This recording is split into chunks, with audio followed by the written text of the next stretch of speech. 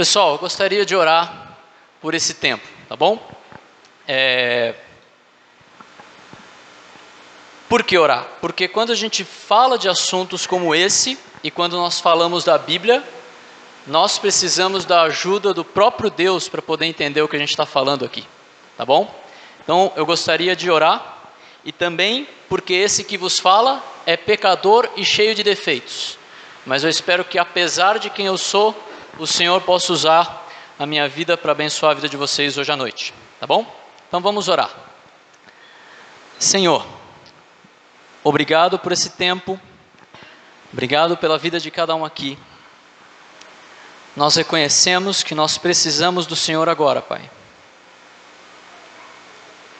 Nós precisamos que o Senhor abra o nosso coração para aquilo que vai ser falado. Eu preciso do Senhor, Deus, para poder falar aquilo que eu tenho da Tua palavra para falar, de maneira clara e de maneira que não atrapalhe o que o Seu Espírito quer produzir no coração de cada pessoa.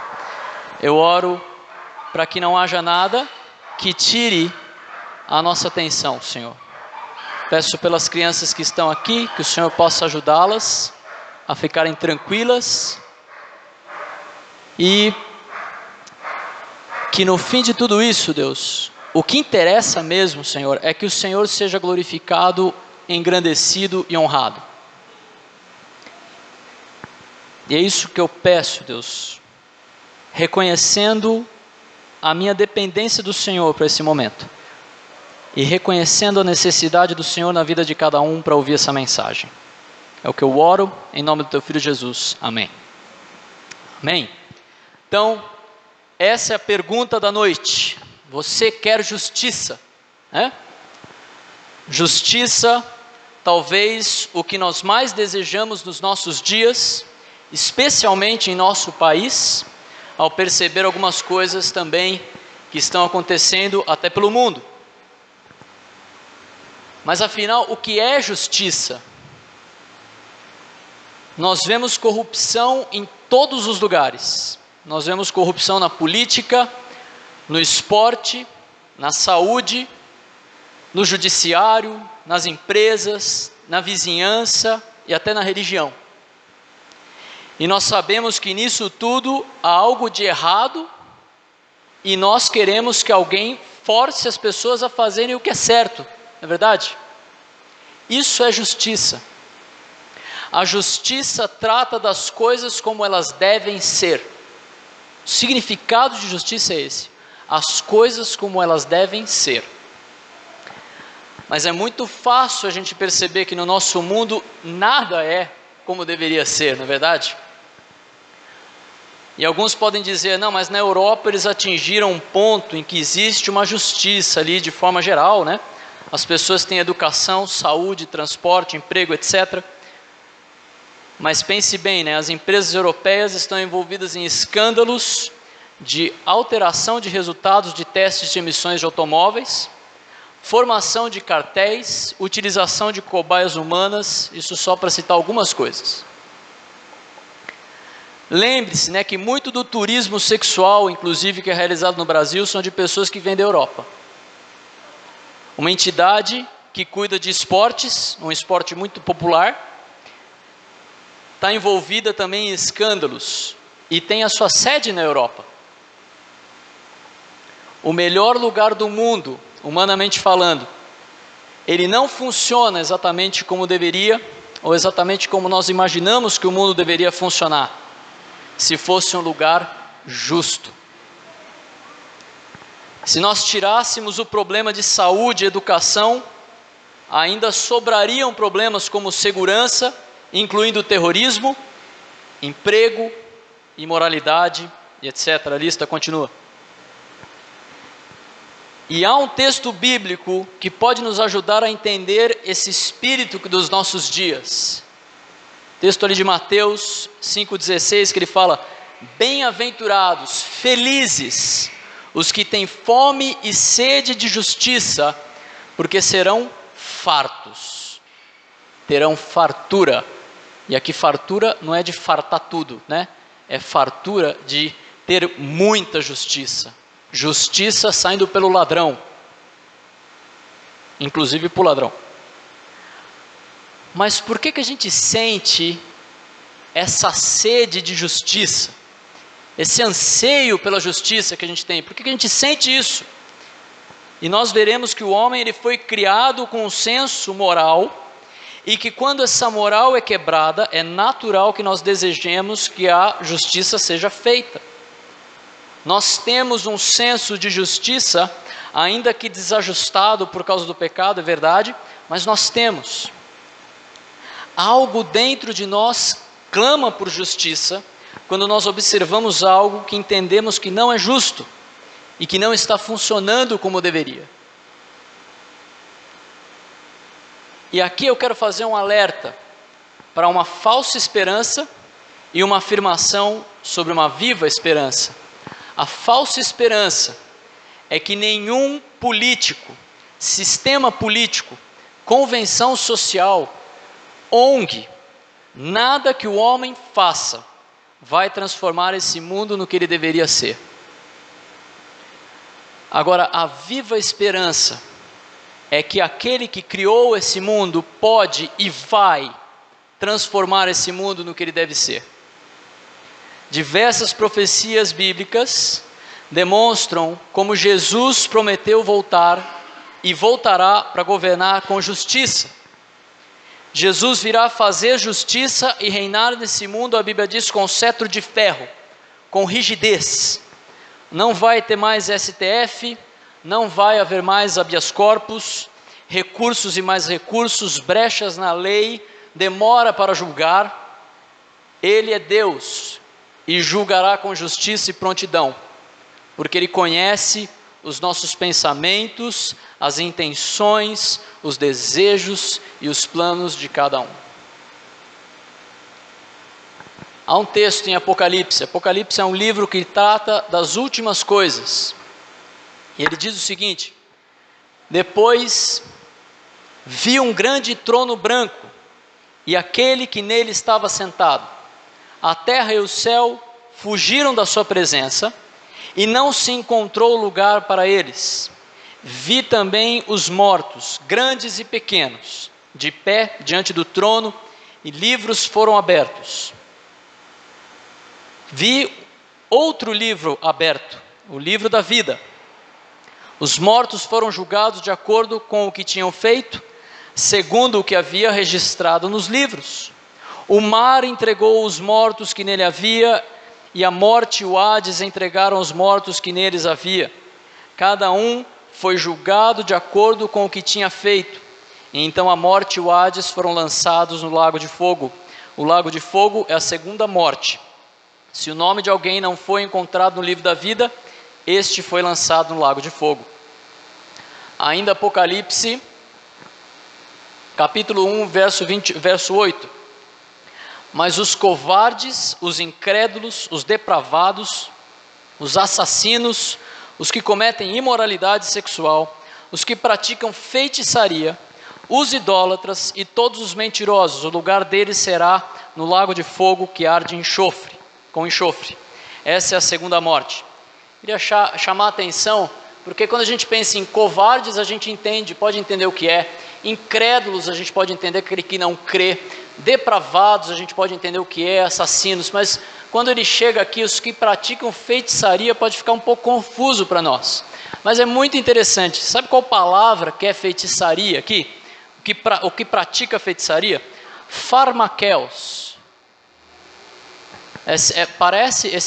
O começo dessa palavra parece algo que a gente conhece, né? Farmácia, drogaria.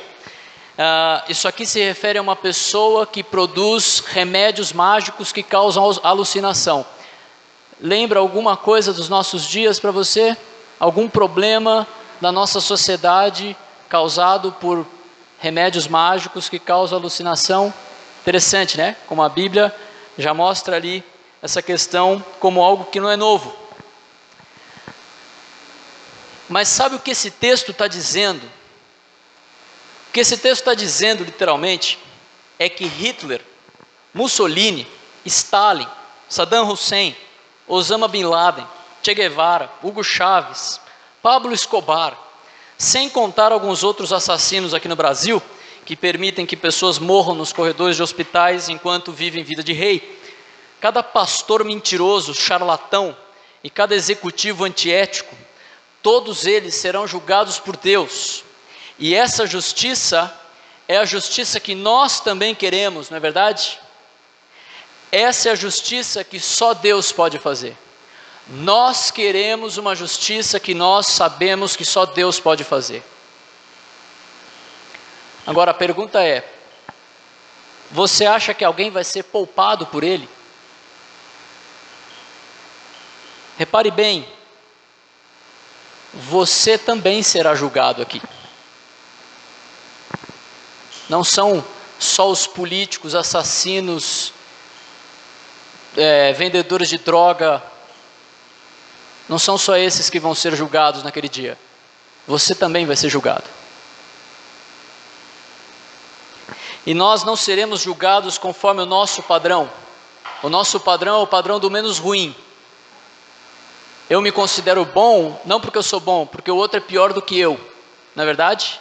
Muitas vezes a gente faz esse tipo de comparação. Mas Deus, ele tem um padrão muito claro. Ele fala assim: porque está escrito, sede santos porque eu sou santo. Santo é uma coisa que é totalmente separada de qualquer coisa que é injusta. E aí a gente pode voltar para aquela listinha de Apocalipse e pensar de novo nos covardes, os incrédulos, depravados, os assassinos que cometem imoralidade sexual, os que praticam feitiçaria, os idólatras, todos os mentirosos. O lugar deles será no lago de fogo, que arde com enxofre, e essa é a segunda morte. Então a pergunta é: você está preparado para prestar contas da sua vida diante de Deus? Cada ato, cada palavra, cada pensamento, cada desejo seu, cada olhar, cada gesto seu passará pela finíssima peneira do Deus vivo. Mas não é exatamente isso que nós queremos? Que a justiça seja feita? Nós não queremos justiça? Ela será feita, mas ela será feita para todos. Mas é verdade que muitas vezes nós queremos muito a justiça de Deus para aqueles que fazem injustiça, mas que nós não estamos dispostos a receber essa própria justiça na nossa vida. Mas o que nós vamos ver hoje é que a justiça de Deus é a única resposta satisfatória para as injustiças do mundo.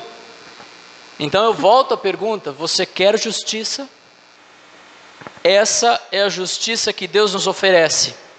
Ela não falha e não falha em relação a ninguém. E nós precisamos entender algumas coisas sobre a justiça. Nós precisamos primeiro entender que a justiça é uma questão moral. Precisamos entender que essa moral estabelece um padrão. E nós também precisamos entender que esse padrão, ele traz consequências. Então veja que o primeiro ponto é que a justiça é uma questão moral. Nós temos várias situações esquisitas que a gente observa, mas a gente aceita, não é verdade?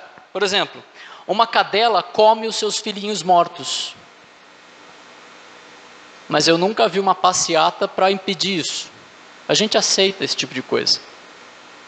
Uma aranha viúva negra mata o parceiro após eles cruzarem.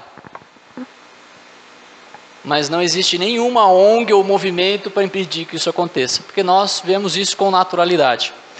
Filhotes de tartarugas são abandonados na praia e muitos morrem antes de chegar no mar. Mas nós aceitamos isso como algo natural, não é verdade? Agora, vamos pensar uma outra coisa agora. Se uma mãe humana comesse o recém-nascido morto, você acharia normal? Estranho, né? Esquisito. Se a esposa matasse o marido após a relação sexual, ou o inverso, você acharia normal? Talvez acharia normal ela matar em outras situações, não é verdade? Mas não vamos entrar nessas situações agora. E se um filho fosse abandonado por uma mãe ao nascer e não recebesse cuidado algum? E disso nós temos exemplos práticos, que de fato aconteceram. A gente acha normal? A gente acha que é parte do desenvolvimento da criança ela ser jogada no lixo ali e ter que sobreviver? Não, né? A gente não acha normal. Há alguma diferença quando se trata de animais e quando se trata dos seres humanos? O que existe é um senso de justiça, um senso de que as coisas deveriam funcionar de certa forma, e chama a nossa atenção quando elas não funcionam. E de onde vem isso? Porque se nós somos todos animais, como alguns dizem, por que a gente tem tal coisa? Onde que está o nosso ancestral que tem um senso de justiça menos apurado, porque ele não desenvolveu ainda, ele não evoluiu ainda? Cadê ele? O fato é que seres humanos possuem um senso de justiça e os animais não. Porque seres humanos não são animais. E quando um animal defende o dono ou o bando, isso é instinto. Mas veja o que o livro das Origens, Gênesis, diz sobre isso. Também disse Deus: façamos o homem à nossa imagem, conforme a nossa semelhança, e tenha ele domínio sobre os peixes do mar, sobre as aves dos céus, sobre os animais domésticos, sobre toda a terra e sobre todos os répteis que rastejam pela terra. Criou Deus, pois, o homem à sua imagem, a imagem de Deus o criou, homem e mulher os criou. Deus criou o homem diferente dos animais, a sua imagem e semelhança, e isso tem relação com o fato de nós sermos pessoas, de nós termos emoção, intelecto e vontade. Nós temos uma autoconsciência. Acho que você nunca viu um cachorrinho sentado na sarjeta pensando: por que ele está aqui, por que ele existe? Não é verdade? Porque ele não tem autoconsciência. Nós temos uma autoconsciência e nós buscamos entender quem nós somos, qual é o nosso papel aqui, não é verdade? Somos diferentes dos animais. E esse senso de justiça também tem relação com a imagem e semelhança de Deus. Veja o que o livro de Romanos nos diz sobre isso. De fato, quando os gentios que não têm a lei praticam naturalmente o que ela ordena, tornam-se lei para si mesmos, embora não possuam a lei, pois mostram que as exigências da lei estão gravadas no seu coração, e disso dão testemunho também a consciência e os pensamentos deles, ora acusando-os, ora defendendo-os. Veja que Deus nos criou inclusive com um padrão moral. O ser humano ele tem consciência de que existe um padrão de certo e errado. Quando nós percebemos algo que nós julgamos injusto, nosso interior ferve. Ao mesmo tempo, quando nós fazemos alguma coisa que a nossa consciência entende que é errado, ela nos acusa. Nós temos esse senso de justiça e um padrão de certo e errado, por mais que alguns tentem rejeitar esse padrão e dizer que não existe o padrão do certo e errado, não é verdade? Quando uma pessoa fala para você assim: não, eu acho que não existe certo e errado, né? Eu acho que não existe absoluto. Você pode perguntar para ela: você está certo disso? Porque se não existe certo e errado, a sua ideia não vale para nada. Não interessa o que você pensa, porque não existe certo e errado. Não existem absolutos, certo? Mas ela pode insistir e dizer assim: não, cada um define o que é certo e errado para si. Cada um define o melhor padrão que lhe cabe, não é? Já ouviram isso em algum lugar? Aí você pode perguntar para ela também: e o que você acha de Adolf Hitler? Ele achava que o que ele estava fazendo era certo. Só porque ele achava que era certo, faz ser certo? Por que o nosso senso de justiça acusa quando a gente entende o que ele fez? Mas aí ela pode dizer também o seguinte: não, mas é que Hitler, ele fez com as outras pessoas, o que ele fez afetou os outros, né? Mas cada um define o certo e errado, só não pode afetar o outro. Então tem uma outra pergunta: e um pedófilo que se satisfaz com foto de criancinha sozinho, sem ninguém saber, não matou ninguém, só que ele sabe o que ele está fazendo ali, só ele sabe. Está certo? Não está afetando ninguém. Está certo? Tem um problema nessa ideia, né? Do que não existe certo e errado. Ela não consegue responder todas as perguntas. Veja que o nosso senso de justiça é uma questão moral. E ela estabelece um padrão do que é certo e errado, do que é justo e injusto. Se cada um tiver o seu padrão, e isso tem sido cada vez mais propagado por aí, isso causaria uma tremenda confusão, caos e morte. E é exatamente o que tem acontecido. Pessoas se matando, inclusive por motivos banais. Certo pastor comentou o seguinte: se o homem ele é resultado do acaso e do caos, quando a nossa sociedade vive em morte, guerra, loucura, insanidade, injustiça e caos, trata-se simplesmente do homem adorando o seu Criador. O caos. Mas pelo fato de nós sermos criados por Deus, um Deus moral, justo e santo, que tem um padrão de certo e errado, nós entendemos que nós precisamos de um padrão também. Então, veja que a moral estabelece um padrão. Um padrão é necessário. Mas a pergunta que vem à mente é: e de onde vem esse padrão? Que padrão é esse? E é muito interessante o pensamento de que o homem evoluiu e ele foi definindo o seu próprio padrão. Ele foi entendendo aquilo que é bom para a sociedade, ele foi desenvolvendo um padrão moral, certo? Então a pergunta é a seguinte: se o próprio homem desenvolveu o padrão moral, por que ele mesmo não vive de acordo com esse padrão que ele criou? Por que o homem mesmo, como é que o homem criou um padrão que é tão elevado que ele não consegue atingir? Não faz sentido nenhum.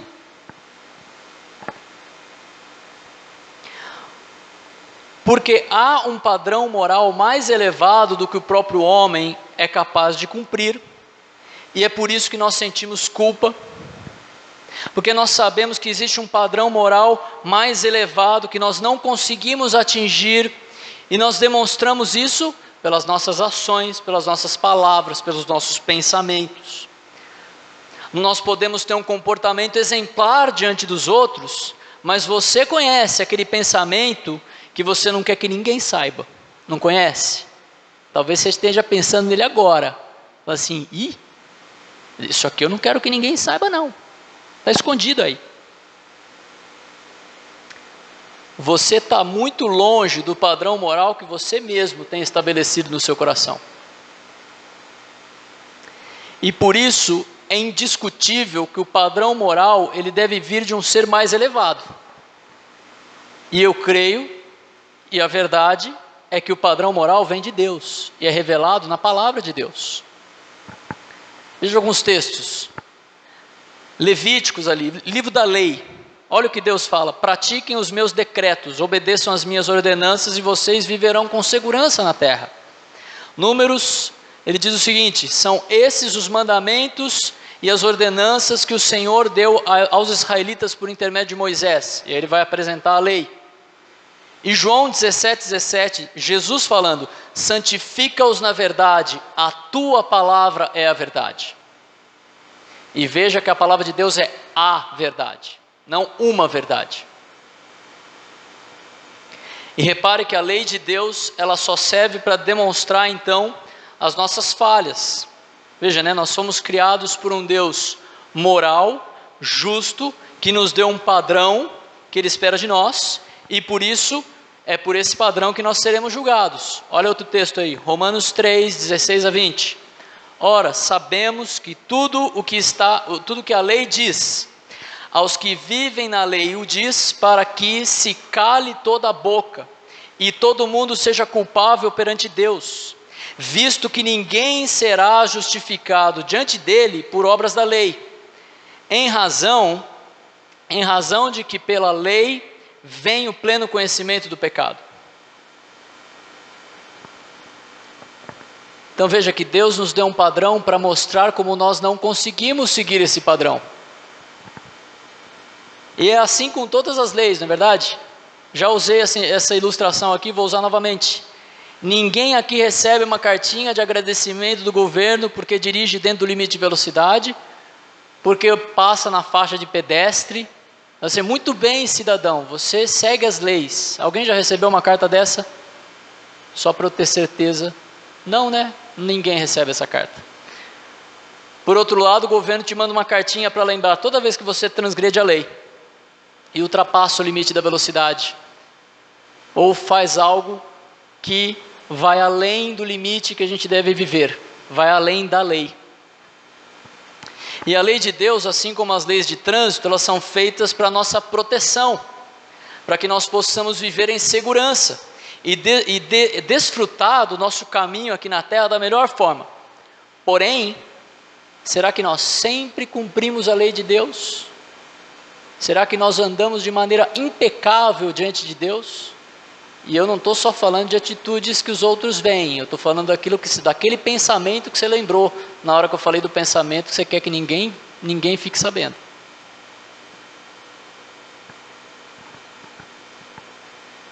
Nesse ponto, a outra pergunta que nos traz um problema: se nós não vivemos sempre cumprindo a lei de Deus, o que esse Deus fará conosco?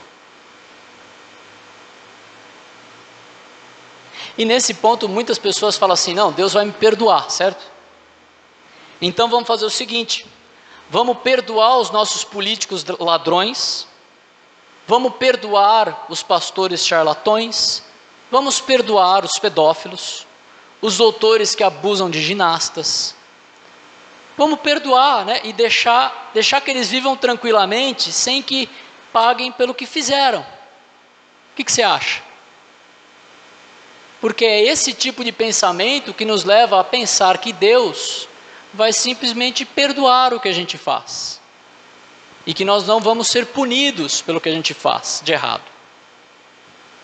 Mas veja, se o nosso senso de justiça acha isso um absurdo, por que a gente acha que com Deus seria diferente? Será que Hitler, Mussolini, Stalin, Saddam Hussein, Osama Bin Laden, Che Guevara, Hugo Chávez e toda aquela listinha aí, eles vão ser simplesmente perdoados por Deus? Você acharia justo se eles fossem assim, chegassem diante de Deus e falassem: oh, meu caro Hitler, te perdoo, vem aqui comigo, as pessoas não te entenderam? É justo?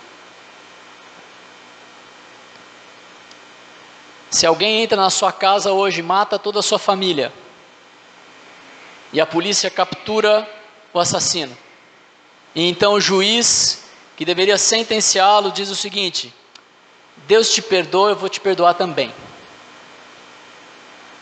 A justiça vai estar sendo feita do seu ponto de vista?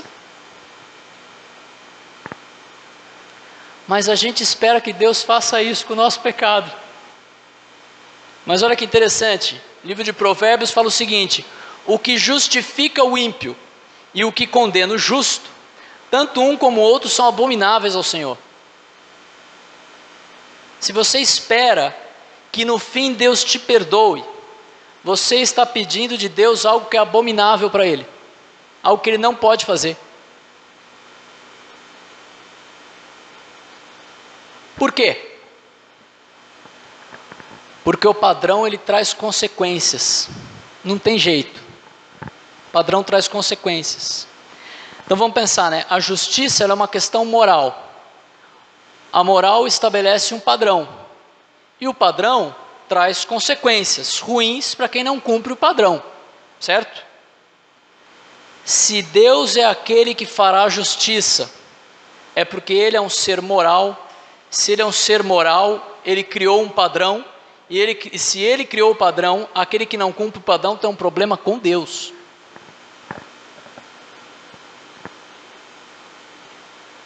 Se Deus,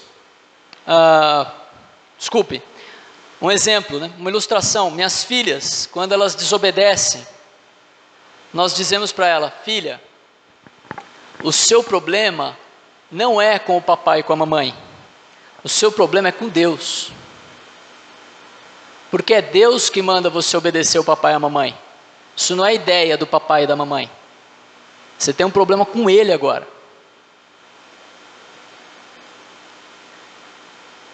Essa é a nossa versão infantil de um texto bíblico que fala o seguinte: não tenham medo de dos que matam o corpo, mas não podem matar a alma.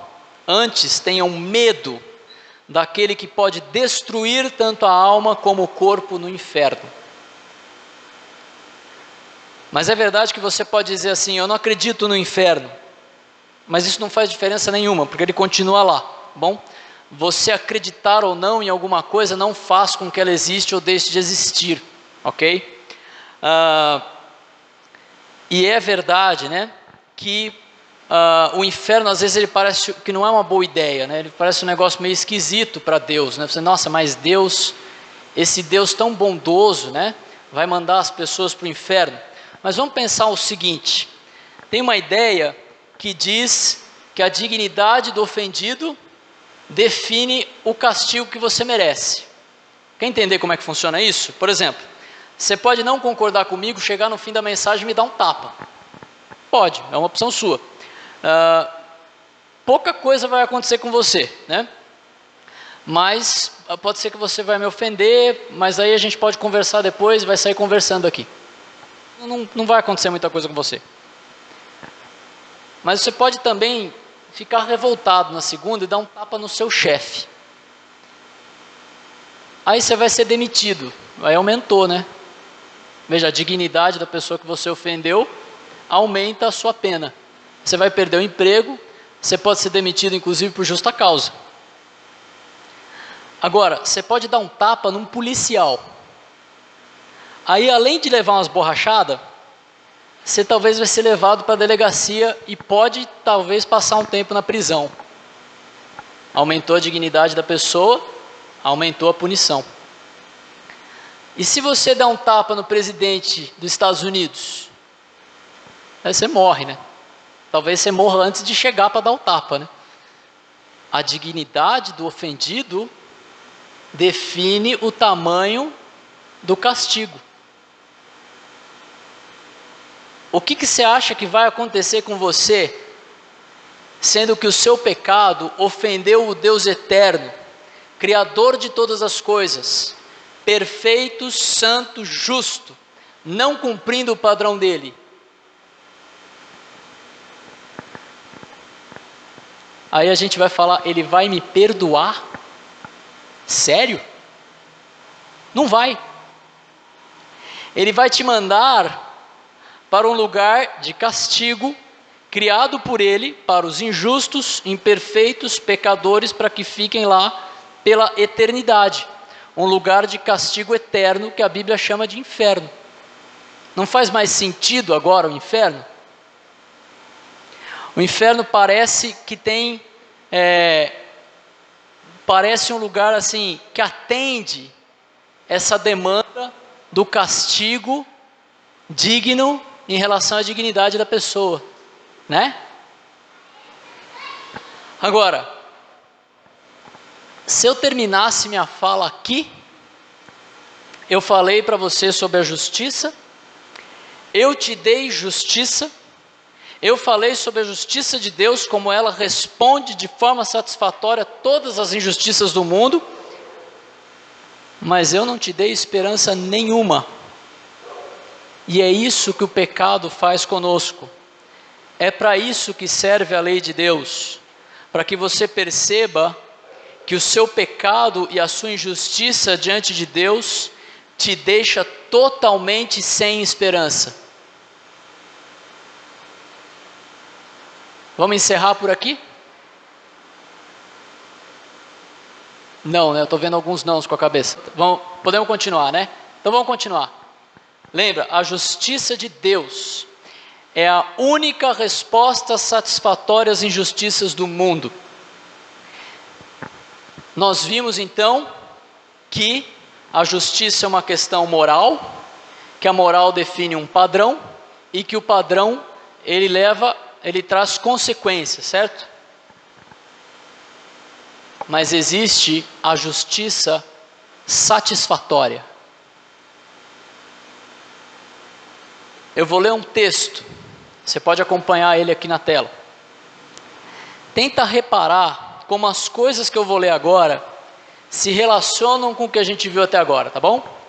Eu vou ajudar vocês também nisso. Olha só, Romanos 3, 10 a 28. Como está escrito, não há nenhum justo, nenhum sequer. Não há ninguém que entenda, ninguém que busque a Deus. Todos se desviaram, tornaram-se juntamente inúteis. Não há ninguém que faça o bem, não há nenhum sequer. As suas gargantas são um túmulo aberto, as suas línguas enganam, veneno de serpente está em seus lábios, as suas bocas estão cheias de maldição e amargura, os seus pés são ágeis para derramar sangue, ruína e desgraça marcam os seus caminhos, e não conhecem o caminho da paz, e aos seus olhos é inútil temer a Deus. Esses somos nós, todos nós, moralmente reprovados. Não há nenhum sequer que escape dessa listinha que ele colocou aqui. E é o que a gente viu até agora, certo? Nós sabemos que tudo o que a lei diz, o padrão, né? Lembra do padrão? O diz para os que estão debaixo dela, para que toda boca se cale e todo mundo esteja sob o juízo de Deus. Consequência. Portanto, ninguém será declarado justo diante dele, baseando-se na obediência à lei, pois é mediante a lei que todos nos tornamos plenamente conscientes do pecado. Veja, a moral nos acusando. E da mesma forma, se eu parar aqui, não tem esperança. Se eu parar aqui, você está sob a justiça de Deus. Você está sobre a ira de Deus. Mas tem uma palavra na Bíblia que é muito boa. Há uma palavra, talvez uma das menores da nossa língua, mas que causa as maiores reviravoltas. Mas. Sabe o que quer dizer essa palavra?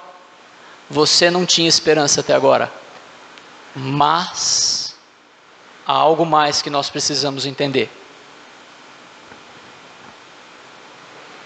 Mas agora se manifestou uma justiça que provém de Deus, independente da lei. Ela independe do padrão, da qual testemunham a lei e os profetas. Justiça de Deus mediante a fé em Jesus Cristo. Lembra, essa justiça tem um nome. Para todos os que creem, não há distinção, pois todos pecaram e estão destituídos da glória de Deus. Deus nos criou para a sua glória, mas por causa do pecado a gente não tem glória. A gente não glorifica a Deus. Mas ele continua, sendo justificados gratuitamente por sua graça. Não é por nada que nós possamos fazer. Por meio da redenção que há em Cristo Jesus. Essa palavra redenção, ela significa literalmente o pagamento de um resgate que liberta um escravo. Você é um escravo do pecado. Mas Jesus pagou o teu preço. Jesus te comprou. É isso que ele está dizendo nessa palavra redenção. Deus o ofereceu a Jesus como sacrifício. Quando Jesus morreu, ele estava pagando o seu preço, um preço de sangue.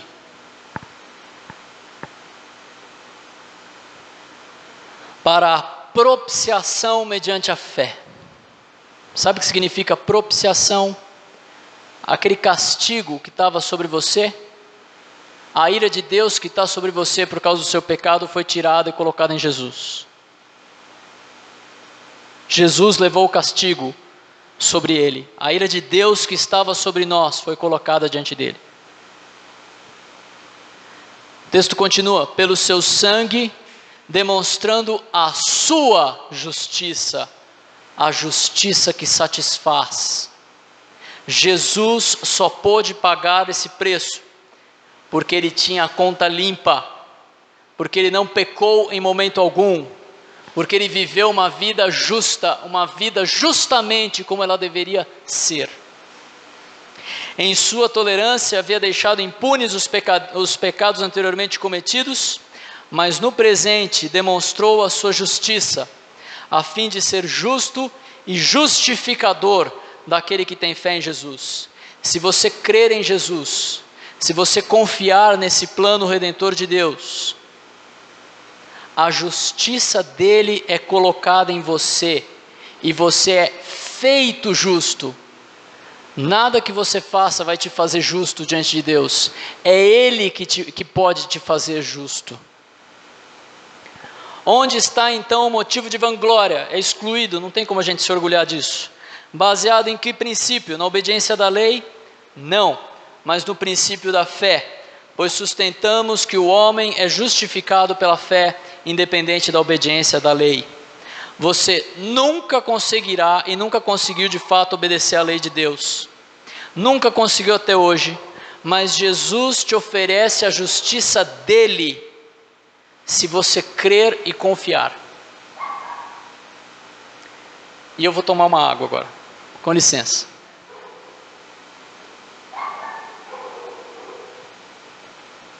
Obrigado.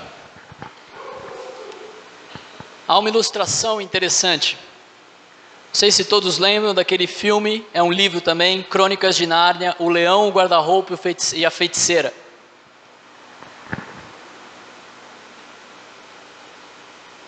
Quando aquele personagem, o Edmond, ele é condenado por ter traído seus irmãos. Aslan, ele fala sobre uma magia ainda mais poderosa que poderia salvar Edmond da condenação. Lembra disso? E Aslan, ele se entrega, ele entrega a sua própria vida para salvar Edmond. E no final do filme, como é que é o nome que Edmond recebe? Edmond, o justo. Apesar do que ele fez. Não por causa do que ele fez. Alô? Continuar com esse. Não por causa do que ele fez, mas apesar do que ele fez. Aquilo é uma alegoria que ilustra exatamente essa verdade da justiça satisfatória de Jesus. Você quer justiça? Jesus fará justiça na terra. A justiça dele virá sobre todos nós. Você deseja essa justiça no fundo. Você deseja que os injustos sejam punidos, porque você tem um senso de justiça.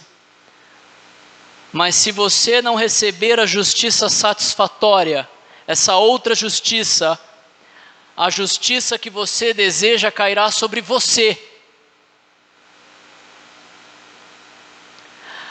Mas se você confiar nessa outra justiça que é pela fé, a justiça satisfatória de Jesus, pela qual Ele pagou o seu preço, aquela primeira justiça que você deseja vai ser feita com políticos, etc., que deveria cair sobre você também, caiu sobre Jesus, e você não terá esse castigo, não por nada do que você fez. O que nós fazemos para nos justificar é podre diante de Deus, não presta, mas o sacrifício de Jesus satisfaz a justiça de Deus.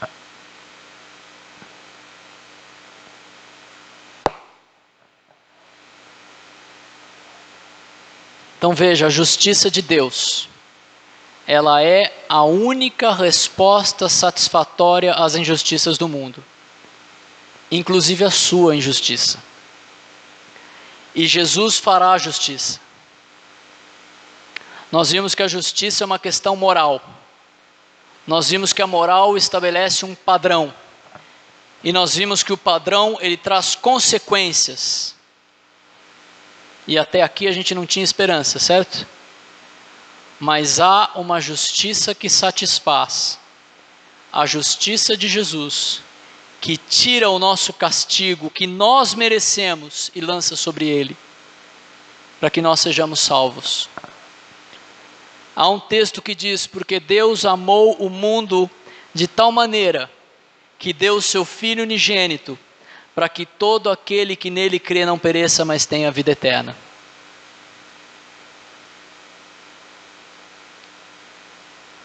Você crê? Você confia? Confiar nisso aqui, confiar em tudo isso que eu falei aqui, significa que você pode hoje seguir a Jesus e Ele será a sua justiça. E essa vai ser a sua única esperança. Não confiar nisso aqui. Você pode sair daqui hoje como se nunca tivesse ouvido essa mensagem, mas você nunca vai poder dizer que não foi avisado. E se você não quer essa justiça que Deus te oferece, a única justiça que você tem é a sua, e a sua justiça não serve diante de Deus. Você quer a justiça? Que Deus seja a sua justiça. Vamos orar. Obrigado, Senhor, pela Tua palavra. Obrigado pelo plano maravilhoso do Senhor. Nós não poderíamos nunca pensar num plano tão incrível que o nosso Criador se reduzisse para ser um de nós, para poder satisfazer a sua própria vontade, poder satisfazer a sua própria justiça. Mas como nós somos gratos por isso, Senhor. E eu oro, se alguém aqui não crê nisso ainda, Deus, que creia e seja grato.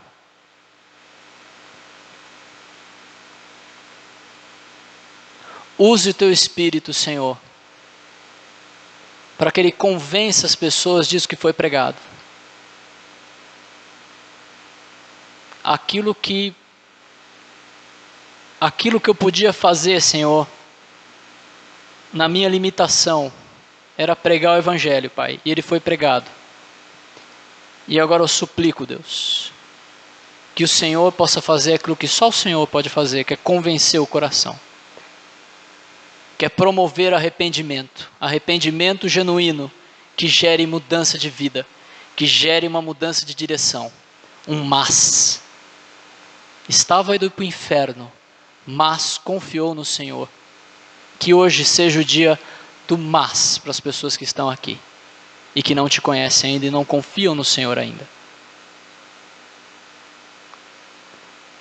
É isso que eu peço, suplico, Deus, e coloco diante do Senhor essa noite. Em nome do Teu Filho Jesus. Amém.